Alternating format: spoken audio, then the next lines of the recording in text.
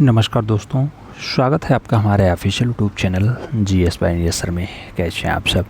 मैं आशा करता हूं स्वस्थ होंगे, मस्त होंगे और अपनी तैयारी में व्यस्त होंगे। मित्रों, तैयारी आप सब TGT आर्ट की कर रहे हैं, ट्रेंड ग्रेजुएट टीचर आर्ट की कर रहे हैं, तो इसकी तैयारी में आप व्यस्त हैं, मैं ऐसा मान के चल रहा हूँ। आज की जो क्लास है इसमें हम लोग पाश्चात्य कला पढ़ेंगे। क्या पढ़ेंगे? पाश्चात्य कला पढ़ेंगे। मित्रों, पाश्चात्य यही जो आपका आउट ऑफ स्टेट वाला डाटा हो और आपसे को पूछा जाता हो, जिसमें आपके विश्व लेवल पे कुछ जानकारियाँ दे दी जाती हूँ, यही आपका पाश्चात्य की श्रेणी में आ जाता है।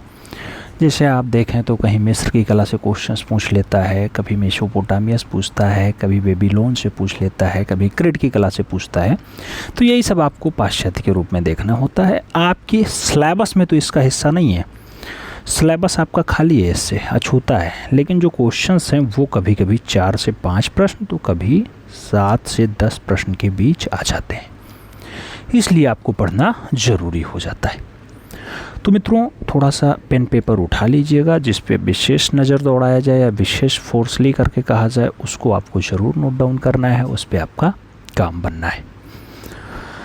हम देरी न करते हुए क्वेश्चंस की तरफ चलें। तो क्वेश्चंस बाद में देखेंगे, पहले हम लोग थोड़ा सा थ्योरिकल डाटा देख लेते हैं, फिर क्वेश्चंस भी देख लेंगे। जैसे कहा जा रहा है मिस्र की कला, मिस्र की कला के लिए टॉपिक दे दिया गया, फिर उससे जुड़ा हुआ कला के बारे में हम लोग देखेंगे। तो मित्रों, सबसे पहला पॉइंट जो दिया गया वो अंत्येष्टि यानी मृतक संस्कारों की कला कौन कहलाती है? तो अंत्येष्टि वाली कला आपकी मिस्र की कला के उदाहरण है, यानी मिस्र की कला को आप अंत्येष्टि यानी मृतकों की कला भी कहते हैं। मृतकों की जो पुस्तक है बुक ऑफ द डेड, ये पुस्तक मिलती है किसमें? तो मिस्र यानी इजिप्ट में आपको दिखाई देती है। और आगे देखेंगे मित्रों तो कहा जाता है मिस्र के प्राचीनतम चित्र किस नदी के किनारे मिले हैं? तो मिस्र की सभ्यता में जो पुराने चित्र मिले हैं मित्रों, वो कौन सी नदी के किनारे मिले? तो मिस्र में एक नदी बहती है, नील नदी, और इसी नदी के किनारे आपकी प्राचीनतम सभ्यता वाले शेष मिले हैं, यानी अवशेष देखने को मिलते हैं। अगला पॉइंट दिया गया मकबरा का राजकीय विशाल रूप है। तो मित्रों, मकबरा जो होता है आप जानते हैं जहां लोगों को दफनाया जाता है, मुगलिया काल में मकबरा नाम दिया गया।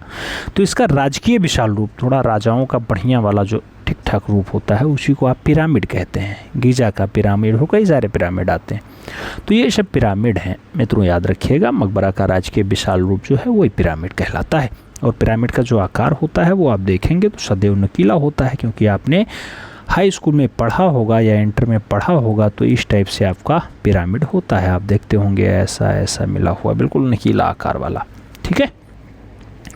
और पिरामिडों का देश किसे कहा जाता है? क्वेश्चन इंपॉर्टेंट थे। पिरामिडों का देश जो है इजिप्ट को ही कहा जाता है या मिस्र को ही कहा जाता है। आगे बढ़ेंगे मित्रों, अगला पॉइंट आएगा। अगला पॉइंट आपसे कह रहा है कि मिस्र के किन दीवारों पर जमीन के विविध पक्षों को ही चित्रित किया गया है? तो ये पिरामिडों तथा समाधियों की दीवारों पर आपका जीवन का बहुत सारा पक्ष दर्शाने का प्रयास किया गया है। कहाँ पे किया गया है? इजिप्ट में किया गया है। मिस्र में नील नदी के किनारे मिस्र की सभ्यता का जन्म हुआ। मिस्र की सभ्यता कब आती है मित्रों? तो 3400 ईसा पूर्व में आती है। 3400 ईसा पूर्व में आती है, याद रखिएगा।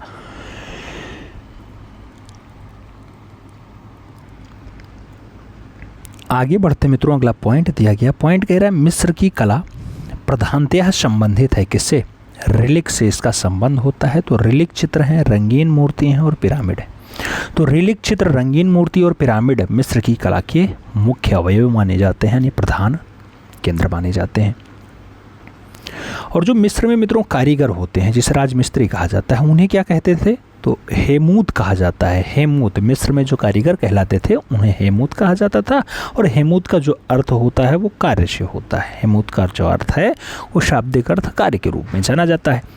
विश्व प्रसिद्ध पिरामिडों का निर्माण करवाया था तो फराउनों, यानी फराउनों आपके राजा हैं, तो वहाँ के राजाओं के द्वारा विश्व प्रसिद्ध जो है पिरामिडों का काम करवाया गया। आगे कहें मित्रों, अगला पॉइंट आता है अमारना कला मिस्र की कला का विश्व प्रसिद्ध और सर्वश्रेष्ठ कृति है। तो मित्रों नेफरतिति की जो मूर्ति बनाई गई है ये अमरना कला या मिस्र की कला का सबसे बढ़िया वाला, उत्तम वाला आपका उदाहरण माना जाता है। सबसे उत्तम कृति मानी जाती है, सर्वश्रेष्ठ कृति नेफरतिति की मूर्ति बताई जाती है। पिरामिडों का युग किस राजवंश को कहा जाता है? तो जो पिरामिडों का युग कहा जाता है मित्रों वो तृतीय राजवंश के 10वें राजवंश तक जाता है। तो तीसरे से 10वें के बीच का जो होता है युग वो सबसे बढ़िया राजवंश होता है पिरामिडों का युग का। मित्रों अभी आपने देखा था कि जो आपकी मिस्र के कारीगर होते थे उन्हें हेमूत कहा जाता था, जबकि मस्तबा किसे कहा गया? तो मस्तबा मित्रों समाधि को कहा गया है, याद रखिएगा। मस्तबा किसका शाब्दिक अर्थ है? समाधि का। मिस्र के प्राचीनतम चित्र किस पर अंकित किए गए हैं मित्रों? तो तटवर्ती चट्टानों पर। तटवर्ती चट्टानों पर आपका सबसे पुराना चित्र अंकित है। और आगे देखेंगे तो डूबे हुए रिलीक की विधि का विकास किसके समय हुआ? तो डूबे हुए रिलीक की जो विधि है मित्रों वो सामग्री मरे सांझ या सामग्री मगे शौक के आधार पे जो है विकसित हुआ है। तो डूबे हुए रिलीफ की जो विधि है वो सामग्री मरे शौक के आधार पे हुआ है। आगे बढ़ेंगे। रोजेता शिला जिस पर मिस्र लिपि अंकित की जाती है वो कब अंकित की गई? तो 1798 में। कब? 1798 में आपकी रोजेता शिला पर मिस्र लिपि अंकित होती है, याद रखिएगा। अगला पॉइंट आता है मित्रों, कहा गया विश्व प्रसिद्ध है जो रिफिक्स की मूर्ति है वो कहाँ पर है? तो रिफिक्स आता है, कई बार लेफ्ट आता है, तो याद रखिएगा वो इजिप्ट में ही है, विश्व प्रसिद्ध है। स्फिक्स कहो रिलेप्स कहो जो आपके समझ में आए। स्फिक्स की जो मूर्ति है मित्रों फेमस है वर्ल्ड लेवल पर, इजिप्ट में ही पाई जाती है। और मिस्र के सबसे विशाल पिरामिड का नाम बताइए? तो गीजा का पिरामिड इसीलिए कहा जाता है इसे। मिस्र में किस शासक का समयकाल सबसे बढ़िया वाला रहा, सबसे ज़्यादा उन्नति हुई? तो वो थिब्ज जो राजा रहे हैं, थिब्ज के समय मिस्र में सबसे ज़्यादा उत्थान रहा है। स्फिक्स क्या होता है कि विशाल नरसिंह की मूर्ति है मित्रों। स्फिक्स तो एक बड़ा वाला नरसिंह की मूर्ति जो है वो आपका क्या कहलाता है? स्फिक्स कहलाता है। मिस्र के किस राजवंश में चित्रकला की सर्वाधिक उन्नति मानी जाती है? तो 5वें राजवंश में सबसे ज़्यादा विकास हुआ है, 5वें राजवंश में सबसे ज़्यादा काम हुआ है। 1922 में किस अंग्रेज पुरातत्ववेदता ने 1922 में किस अंग्रेज पुरातत्ववेदता ने मिस्र के सम्राट तूतेन खामेन के पिरामिड के एक गुप्त द्वार की खोज किया था? तो हार्वर्ड कार्टर जाते हैं, अंग्रेज हैं, पुरातत्ववेदता हैं हार्वर्ड कार्टर, 1922 में जाके और खोज देते हैं वहाँ पे। मिस्र में कितने राजवंशों का शासन रहा है? तो मित्रों 31 राजाओं ने मिस्र पे शासन किया है, याद रखिएगा। और मिस्र की लिपि कैसी रही है मित्रों? तो गुणाक्षर रही है, गुणाक्षर में जो है मिस्र की लिपि चलती थी। और आगे बढ़ें तो मिस्र के लिए क्या शब्द आते हैं? तो मिस्र में राजवंश की स्थापना कब हुई? तो 4300 ईसा पूर्व में हुई। कब? 4300 ईसा पूर्व में हुई है मित्रों। आगे कहा जाता है मिस्र के राजनीतिक इतिहास को कितने भागों में बांटा गया? तो इसे 3 भागों में बांटा गया। एक तो पिरामिड युग आता है, दूसरा सामंतवादी युग आता है, तीसरा साम्राज्यवादी युग आता है। तो पिरामिड, सामंतवादी और साम्राज्यवादी ये तीनों युग मिस्र के राजनीतिक इतिहास को बांटने वाले युग होते हैं। मिस्र के पिरामिड युग का समय क्या है? तो 3400 ईसा पूर्व से 2160 ईसा पूर्व का जो समय है मित्रों वो पिरामिड युग वाला समय होता है। और मिस्र के सम्राट कहलाते थे, मिस्र के सम्राट क्या कहलाते थे? सूर्यपुत्र कहलाते थे। क्या? सूर्यपुत्र कहलाते थे। मिस्र की सभ्यता का कौन सा युग स्वर्ण युग कहलाता है? मिस्र की सभ्यता का कौन सा युग स्वर्ण युग है मित्रों? तो साम्राज्यवादी युग जो है वो स्वर्ण युग के नाम से जाना जाता है, स्वर्ण युग के नाम से जाना जाता है। मिस्र का सबसे बड़ा देवता था मित्रों, मिस्र में सबसे बड़ा जो देवता माना जाता है वो आपका सूर्य माना जाता है, याद रखिएगा सूर्य। और मिस्रवासी मृतकों को किस में सुरक्षित रखते थे? तो मम्मी में वो अपना सुरक्षित रखते थे। जब मर जाते थे लोग तो उन्हें मम्मी में अपना सुरक्षित रख देते थे। और लेखन कला का विकास किस जगह हुआ? तो मित्रों लेखन कला का जो विकास है वो इजिप्ट में ही हुआ है, यानी आपके मिस्र में ही सबसे पहले हुआ है। गीजा की पिरामिड की माप क्या है जो सबसे बड़ी है? 755 फीट लंबा है और 484 फीट ऊंचा है, याद रखिएगा। गीजा का पिरामिड कितने एकड़ भूमि में फैला है, तो एकड़ की बात आती है तो 13 एकड़ में गीजा का पिरामिड वाला भूमि फैला हुआ है, बढ़िया लंबा चौड़ा फैला हुआ है। और गीजा के पिरामिड का निर्माण करवाया गया था किसके द्वारा? 3000 ईसा पूर्व में खफू ने जो है गीजा के पिरामिड को बनवाया था। खफू खफू खफू खफू खफू, याद रखिएगा। अबू सिम्बल का मंदिर स्थित है। अबू सिम्बल का जो मंदिर है वो मिस्र में स्थित है मित्रों। और कहा जाता है मिस्र के साम्राज्यवादी युग के प्रमुख संगीतज्ञ थे तो नोफर थे, रेम रेप्रा थे और सेन हफेरू थे। शेन हफेरू मित्रों ये कहाँ के थे? ये साम्राज्यवादी युग के बढ़िया बढ़िया संगीतज्ञ रहे, वहाँ संगीत बजाते थे। ठीक है, आप जानते हैं कि सबसे बढ़िया स्वर्णकाल साम्राज्यवादी युग का ही रहा है। मिस्र में 3 काल रहे हैं, पिरामिड युग, सामंतवादी युग और साम्राज्यवादी युग, जिसमें सबसे बढ़िया वाला आपका साम्राज्यवादी युग रहा है, जिसमें साम्राज्य का विस्तार होता है। तो ये सब बातें हमें उम्मीद है कि समझ में आई होंगी। मस्तबा आप जान गए होंगे कि समाधि को कहा जाता है। आप हेमूद जान गए होंगे कि जिसे आप कारीगर को कहते थे, कार्य मतलब जिसका शाब्दिक अर्थ होता था। ये सब समझ गए होंगे। टोटल 31 राजवंश ने शासन किया, ये भी जान गए होंगे। युग तो आप जान ही गए कि राजनीतिक इतिहास को 3 भागों में बांटा गया, जिसमें आप पिरामिड युग, सामंतवादी युग और साम्राज्यवादी युग की बात किए। तो ये सब बातें समझ में आ गई। उम्मीद है कि अगर यहाँ से क्वेश्चन सब बनेगा तो अब मिस्र की कला आपसे नहीं छूटेगा, प्रश्न सॉल्व हो जाएगा। अब आगे बढ़ते हैं, मेसोपोटामिया की कला देखते हैं। बहुत इंपॉर्टेंट फैक्ट्स हैं मित्रों, ज़्यादा पढ़ने की ज़रूरत नहीं है क्योंकि आपके सिलेबस का हिस्सा नहीं है, इसलिए बहुत डीप में पढ़ने की आवश्यकता नहीं है। मेसोपोटामिया की कला की अगर बात होती है तो मेसोपोटामिया की सभ्यता किससे संबंधित है मित्रों? तो नाम दिया जाता है दजला और फरात से संबंधित है। दोनों नदियां हैं, याद रखिए, दजला और फरात।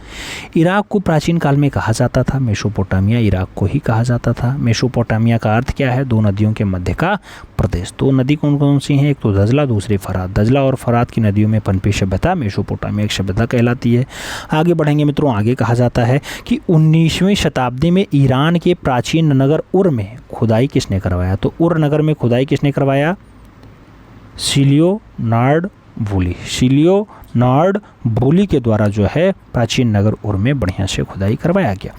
सुमेरियन सभ्यता का काल माना जाता है तो सुमेरियन सभ्यता का जो काल होता है मित्रों 4500 से 2358 ईसा पूर्व का होता है। 4500 से 2358 ईसा पूर्व का काल जो है सुमेरियन सभ्यता का काल माना जाता है। और आगे आप बढ़ेंगे मित्रों तो अगला पॉइंट आएगा। अगला पॉइंट आपसे क्या कह रहा है? कह रहा है मेसोपोटामिया सभ्यता की खोज का सर्वाधिक कार्य किसने किया था? तो सर लियोनार्ड वूली तथा कोल्डवे के द्वारा जो है किया गया। कोल्डवे और लियोनार्ड वूली के द्वारा मेसोपोटामिया सभ्यता में सबसे ज़्यादा खोज का काम किया गया है। और आगे बढ़ें, मेसोपोटामिया के लिए क्या आया? कहा गया प्राचीन बेबीलोन युग में किस कला का विकास हुआ? प्राचीन बेबीलोन युग में जो है वो जड़त्वयुक्त पत्रों का और उसके साथ मूर्तियों की कला का विकास ज़्यादा हुआ है। बेबीलोन के झूलते बाग का निर्माण किसने करवाया था मित्रों? नाम याद रखिएगा। बेबीलोन के झूलते बाग का निर्माण किसने करवाया था? सम्राट नेम्बो पोलास्कर के पुत्र हैं नेम्बू चादेन जज्जर। तो नेबूदान चादे जज्जर हैं सेकंड, द्वितीय, इनके द्वारा करवाया गया था बेबीलोन के झूले के बाग का निर्माण। आगे बढ़ें, आगे कहा जाता है मेसोपोटामिया की सभ्यता किस सभ्यता से प्राचीन मानी जाती है? तो हड़प्पा सभ्यता से पुरानी सभ्यता कौन सी है? दजला और फरात वाली यानी मेसोपोटामिया वाली सभ्यता है। अभी आपने मिस्र की सभ्यता पढ़ा था। मिस्र की सभ्यता कौन सी नदी के किनारे थी? नील नदी के किनारे। मेसोपोटामिया की सभ्यता किसके किनारे है? दजला और फरात नदियों के बीच में है। आगे कहते हैं मेसोपोटामिया में प्रकाश का देवता किसे माना जाता है? तो मित्रों मेसोपोटामिया में प्रकाश का देवता किसे कहा जाता है? सूर्य को, भगवान सूर्य। और आगे पढ़ेंगे और आगे कहा जाता है सुमेरियन में देवताओं के मंदिर को कहा जाता है। सुमेरियन में देवताओं के मंदिर को जिगुरत कहा जाता है। और सुमेरियन किस कला में प्रवीण थे? सुमेरियन वास्तुकला में बहुत अच्छे थे। वास्तुकला में सुमेरियन किस कला में निपुण था? मूर्तिकला में भी बढ़िया काम करता था। सुमेरियन किस में? वास्तुकला और मूर्तिकला में निपुण था। सुमेरियन लोग किस कला में पारंगत थे? तो चित्रकला में भी बहुत अच्छा काम करते थे। सुमेरियन सभ्यता का प्राचीनतम वाद्य यंत्र था मित्रों। सबसे पुराना वाद्य यंत्र जो सुमेरियन का रहा है वो वीण रहा है। वीण आज के डेट में भी आप देखते होंगे, पुरानी फिल्मों तो आप देखते ही होंगे कि जिसमें वो नागिन को बुलाने के लिए वीण बजाता है। ठीक है, विश्व में सर्वप्रथम लिपि का आविष्कार होता है। सबसे पहले लिपि भी यही है आपका भाषा का सबसे छोटा वाला जो आप जानते हैं। सबकी लिपि अलग है। गुरुमुखी लिपि आती है, ब्राह्मी लिपि आती है, पाली लिपि आती है, देवनागरी लिपि आती है, बहुत सारी लिपियाँ हैं। देवनागरी आपकी हिंदी वाली आप जानते हैं। तो विश्व में सबसे पहले लिपि का आविष्कारक तो सुमेरियन लोग ही रहे हैं। सुमेरियन लिपि को कहा जाता है मित्रों तो कीलाक्षर ऋषि को कहा जाता है या फिर कीलक लिपि इसका नाम होता है। ये क्वेश्चंस पूछा गया, सुमेरियन लिपियों को क्या कहा जाता है, कीलाक्षर या फिर कीलक लिपि। और जुगुरत कहाँ गया है मित्रों, जुगुरत किसे कहा जाता है, तो जुगुरत वहाँ के पूजा ग्रह को कहा जाता है मेसोपोटामिया में। ठीक है। इलियड और ओडिसी क्या है, इलियड और ओडिसी जो है मित्रों ये महाकाव्य है। जैसे रामायण महाभारत महाकाव्य हैं, ऐसे आपके इलियड और ओडिसी भी अच्छे महाकाव्यों में शुमार है। ये तो बात आपकी मेसोपोटामिया कला की होगी। हम मेसोपोटामिया के बाद क्या पढ़ना जरूरी है, बेबीलोन की कला भी देख लेते हैं और क्रेट की कला भी देख लेते हैं। फिलहाल आपके सिलेबस का हिस्सा तो कुछ भी नहीं है, लेकिन पढ़ना आपको सब कुछ है। क्यों? क्योंकि आपने सपना सजोया है वो थोड़ा सा टफ है मित्रों। आइए देखते हैं बेबीलोन की कला के बारे में। बेबीलोन की कला की अगर बात होती है मित्रों तो बेबीलोन की कला, इस सभ्यता का जनक कौन था, तो सिमेटिक जाति के लोग इस सभ्यता के जन्मदाता माने जाते हैं। बेबीलोन नगर की नींव किसने डाली थी, तो नींव की जब बात आती है नगर की तो सारगन महान के द्वारा जो है इसका नींव डाला जाता है। बेबीलोन नगर की नींव किसने डाली, तो सारगन महान के द्वारा डाली गई। बेबीलोन का प्रमुख देवता था तो शमास यानी सूर्य। बेबीलोन का भी प्रमुख देवता कौन रहा, शमास रहा। अभी आपने मेसोपोटामिया पढ़ा था, वहाँ पे प्रकाश का देवता किसे माना जाता है, वहाँ भी सूर्य यानी शमास को ही माना जाता है। आगे बढ़ेंगे मित्रों, बेबीलोन के चित्रकार कितने रंगों का प्रयोग करते थे, तो जो भी बेबीलोन के चित्रकार हैं मित्रों ये 7 रंगों का प्रयोग करते थे, विबज्योर वाले। ठीक है। आगे बढ़ेंगे, बेबीलोन के राजमहल और देवालयों की दीवारों पर प्राप्त चित्र के संग्रहालय में रखे हैं। तो जर्मनी संग्रहालय आप जाइएगा, वहाँ पर आपको बेबीलोन के दृश्य देखने को मिल जाएंगे। वहाँ पे आपको किसके, बेबीलोन वाले दृश्य देखने को मिल जाएंगे। आगे कहा जाता है किस काल का बना झूलते हुए बाघ विश्व के आश्चर्यों में गिना जाता है। विश्व के आश्चर्यों में किस काल का बना झूलते हुए बाघ विश्व के आश्चर्यों में गिना जाता है, नाम बेबीलोन युग का है। और देखें तो असीरिया के सम्राटों ने किस कलाओं में विशेष ध्यान दिया था, तो असीरिया के सम्राटों ने स्थापत्य और वास्तुकला को आगे बढ़ाने में ज़्यादा खास भूमिका निभाई है। आगे बढ़ते हैं मित्रों, आगे कहा जाता है, क्या कहा जाता है, असीरिया सभ्यता से प्राप्त प्रमुख चित्र। असीरिया सभ्यता से प्राप्त प्रमुख चित्र हैं मित्रों तो घायल शेरनी का चित्र है, मार रहे शेर का चित्र है और आराम कर रही शेरनी का चित्र है। ये सब दृश्य आपकी असीरिया सभ्यता के अच्छे चित्रों में शुमार हैं, अच्छे दृश्यों में शुमार हैं। आप याद जरूर रखिएगा क्योंकि मित्रों पूछा जाता है क्वेश्चंस तो बताना भी पड़ता है। आगे बढ़ेंगे, क्रेट की कला के बारे में देखेंगे। क्रेट की कला की अगर बात होती है तो महाद्वीपीय यूनानी क्षेत्रों में कांस्य युग की कला को कहते हैं क्रेट की कला। महाद्वीपीय यूनानी क्षेत्रों में जो कांस्य युगीन सभ्यता है, कांस्य युगीन कला है, उसी को आप क्रेट की कला भी काम दे देते हैं। यूनानी सभ्यता का केंद्र क्या था, तो उसी का केंद्र जो है क्रेट रहा है। और आगे बढ़ेंगे, क्रेट के प्रसाद पूर्व किस युग की चित्रकला में सर्वाधिक सुरक्षित उल्लेख मिलता है, तो क्रेट के प्रसाद पूर्व का युग में चित्रकला की सर्वाधिक सुरक्षित उल्लेख मिलता है। तो पात्रकला पे सबसे बढ़िया उल्लेख आपको देखने को मिल जाता है। और आगे बढ़ना है, और आगे क्या करना है, और आगे पढ़ना है मित्रों। पढ़ना क्या है, पढ़ना है आपको प्रसाद पूर्व युग में मिट्टी के पके हुए पात्रों पर ज्यामितीय आलेखन करने या रंग से भरे जाने के लिए सफ़ेद और लाल रंग का प्रयोग किया जाता था, याद रखिएगा। और माइसिनिया कला को कितने युग में बांटा गया, तो जो माइसिनिया रही मित्रों उसको 3 भागों में बांटा गया। एक तो प्राचीन, दूसरा मध्यकालीन, तीसरा आपका सीमांत युग या अंतिम युग। मित्रों अंतिम युग को हो, मध्य युग को हो और प्राचीन युग को हो, ये 3 भाग आप माइसिनियन कला को बांटेंगे। और आगे बढ़ते हैं तो इलियड और ओडिसी किस कवि के प्रसिद्ध महाकाव्य होते हैं, तो इलियड के साथ ओडिसी जो है ये कौन से कवि के द्वारा लिखा गया, होमर के द्वारा लिखी गई पुस्तक है। दोनों की दोनों महाकाव्य हैं, याद रखिएगा महाकाव्य। नौ बेबीलोनियन युग किसे कहते हैं, नौ बेबीलोनियन युग जो है कैल्डियन युग को कहा जाता है। कैल्डियन युग इसके लिए आंसर्स बनता है अगर ऐसा क्वेश्चन घुमा के पूछा जाता है। मित्रों ये तो आपने आज मिस्र की कला, मेसोपोटामिया कला, बेबीलोन की कला, क्रेट की कला, नो बेबीलोनियन की कला, ये सब पढ़े। अब इससे जुड़ा हुआ कुछ क्वेश्चंस भी आप देख लीजिए जिससे आपका डाउट क्लियर हो जाए। मित्रों आपसे पहला क्वेश्चन कह रहा है मृतकों की पुस्तक यानी बुक ऑफ डेड मिलती है चीन में, भारत में, मिस्र में, जापान में। अभी जस्ट आपने कहा है मिस्र में मिलती है, तो सही जवाब सी के साथ बनेगा। दूसरा क्वेश्चन, नील नदी की सभ्यता संबंधित है हड़प्पा से, मिस्र से, चीन से या फिर नील नदी से। मित्रों नील नदी की जो सभ्यता होती है उसका जो संबंध होता है वो इजिप्ट से होता है, यानी नील से होता है, यानी मिस्र से होता है, तो सही जवाब आप बी के साथ लगाओ।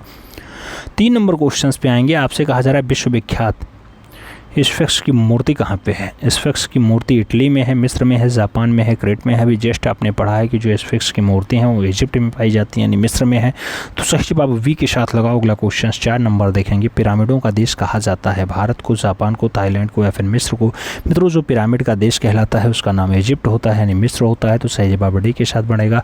अगला क्वेश्चन आपका है 5 नंबर है। मित्रों कहा जा रहा है मिस्र में हेमूत कहा जाता है शिल्पकार को, राज को, कारीगर को या फिर चित्रकार को। मित्रों हेमूत की बात होती है, मिस्र में हेमूत किसे कहा जाता है। मिस्र में हेमूत कारीगर को कहा जाता है, तो सही जवाब बी के साथ लगाइएगा।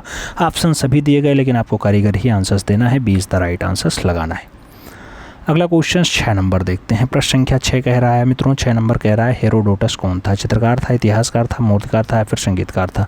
हेरोडोटस की जब बात आती है मित्रों तो आप जानते हैं हेरोडोटस एक बढ़िया चित्रकार रहे हैं। हेरोडोटस की पुस्तिका ही इंडिका होती है। अच्छा हेरोडोटस हिस्टोरिका आप जानते हैं तो वो रहे हैं।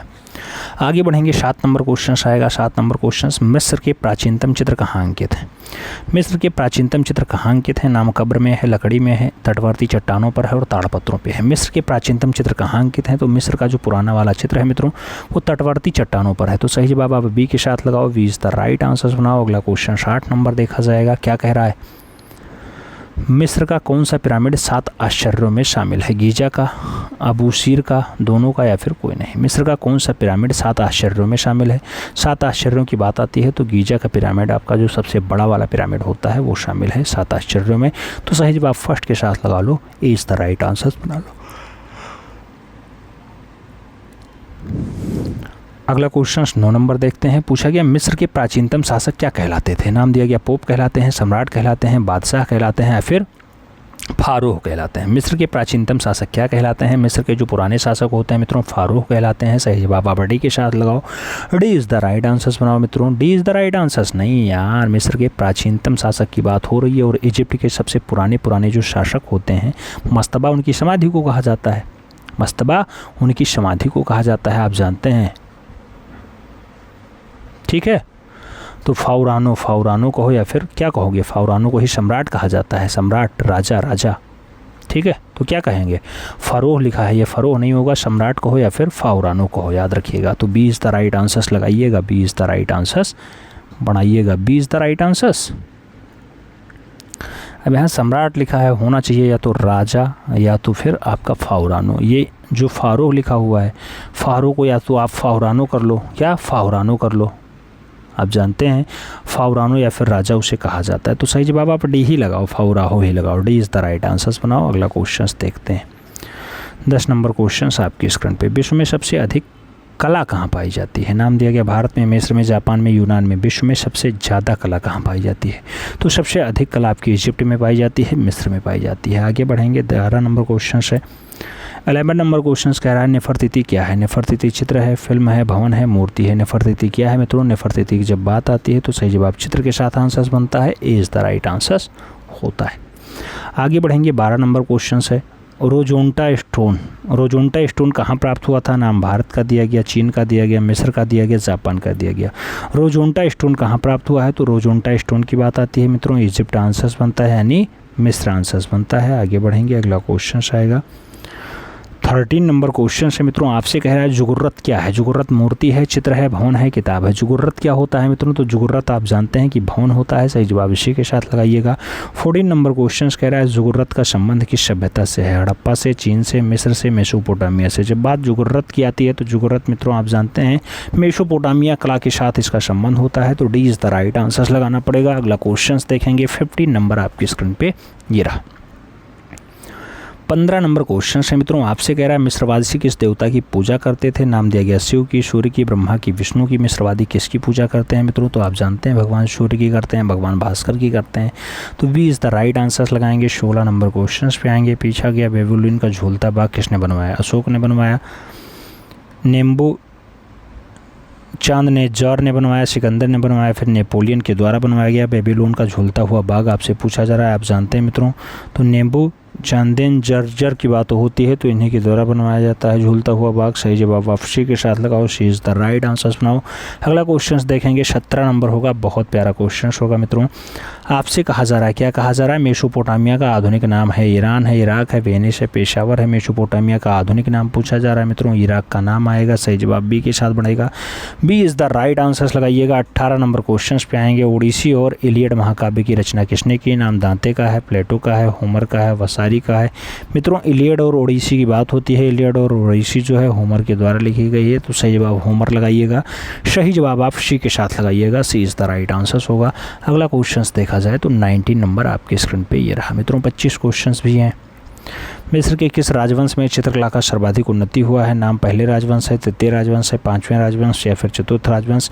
मिस्र के कौन सा राजवंश में सबसे ज़्यादा उन्नति हुई मित्रों? तो उस राजवंश का नाम पांचवा राजवंश होगा, b is the right answers बनेगा। अगला क्वेश्चन 20 नंबर है, आपकी स्क्रीन पे है। पूछा जा रहा है किस या किसके काल को पिरामिडों का युग कहा जाता है? सिकंदर का काल, अशोक का काल, जोसर का काल या फिर होमर का काल। किसका काल पिरामिडों का युग कहलाता है मित्रों? पिरामिडों के युग की बात आती है तो जोसर का नाम आता है। सही जवाब जो है वो किसके साथ बनता है? जोसर के साथ बनता है, सी इज़ द राइट आंसर्स होता है। अगला क्वेश्चन 21 नंबर है। 21 नंबर क्वेश्चन क्या कह रहा है? मस्तबा कहा गया है। मस्तबा समाधि को कहते हैं, चित्र को कहते हैं, भवन को कहते हैं, फिर मंदिर को कहते हैं। जब बात मस्तबा की आती है मित्रों तो मस्तबा आप जानते हैं समाधि स्थल होता है, यानी first is the right answers होता है। तो ए के साथ आप सही जवाब लगाओ। अगला क्वेश्चन 22 नंबर आपकी स्क्रीन पे ये रहा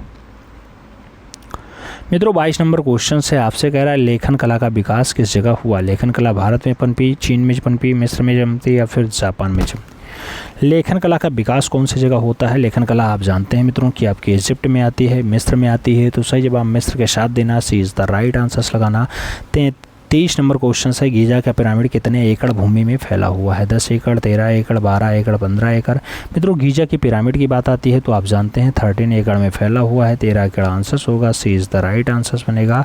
अगला क्वेश्चन 24 नंबर है, आपकी स्क्रीन पे है। आपसे कहा जा रहा है सुमेरियन किस कला में प्रवीण थे? संगीत कला में, काष्ठ कला में, काव्य कला में, वास्तुकला में। सुमेरियन कौन सी कला में प्रसिद्ध थे मित्रों? तो इनका जो संबंध आता है वास्तुकला के साथ आता है। सही जवाब बी के साथ नहीं, डी के साथ बनेगा, D is the right answers लगेगा। अंतिम क्वेश्चंस की बात होती है, अंत्येष्टि संस्कारों की कला कहलाती है तो चीन की कला कहेगी, मिस्र की कला कहेगी, नेपाल की कला कहेगी या फिर श्रीलंका की कला कहेगी।